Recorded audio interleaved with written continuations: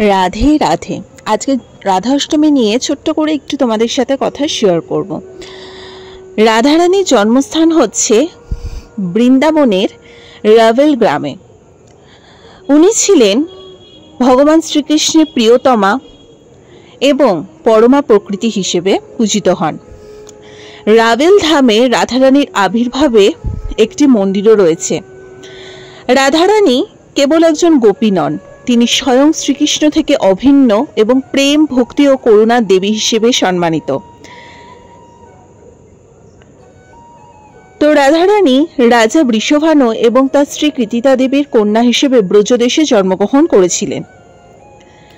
তিনি স্বাভাবিকভাবে মাতৃগর্ভে জন্ম নেননি, বরং ভাদ্র মাসের শুক্লপক্ষের অষ্টমী তিথিতে এক কমল অর্থাৎ পদ্ম থেকে আবির্ভূত হন।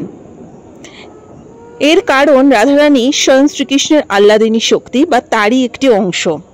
রাধারানী কিন্তু রাধা অষ্টমীর দিনে তিনি প্রায় 1 বছর চোখ বুজেছিলেন বলে কথিত আছে, এবং একমাত্র শ্রীকৃষ্ণকে দর্শন করার পরেই তিনি তার চোখ কিন্তু খুলেছিলেন।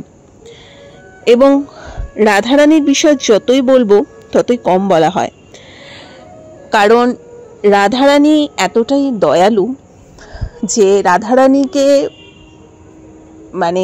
সন্তুষ্ট করা বিনা তুমি কিন্তু কৃষ্ণর প্রেম পেতে পারো না।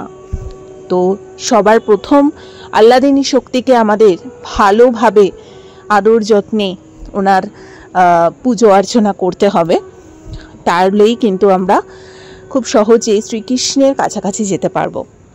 কৃষ্ণ একটু কঠিন হলেও রাধারানী কিন্তু ভীষণ কোমল, ভীষণ করুণাময়ী। তো আশা করছি রাধা অষ্টমী তোমরা সকলেই পালন করছো। 2025-এ রাধা অষ্টমী 31শে আগস্ট পড়েছে। আমি তো বাড়িতে আমার মতো করে যেরকমভাবে রাধারানী করিয়ে নেবেন সেভাবেই সেবা দেব ওনার। তো আশা করছি তোমরাও অনেকেই পালন করে থাকো। রাধা অষ্টমী কিন্তু বিশেষত বৃন্দাবনেই কিন্তু বেশি ভালো করে সেলিব্রেশন হয়। এছাড়াও আমাদের মায়াপুরে তো হয়, এছাড়া বিভিন্ন রাধা কৃষ্ণের মন্দিরেও, লোকাল যেসব মন্দিরগুলো আছে সেখানেও কিন্তু হয়ে থাকে। রাধা কৃষ্ণের বিনা তো আমাদের কিছুই নেই, কারণ উদ্ধারের পথ ওনারাই।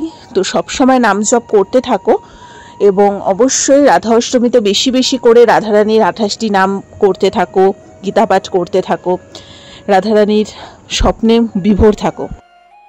হরে কৃষ্ণ কৃষ্ণ কৃষ্ণ হরে হরে, হরে রাম রাম রাম হরে হরে।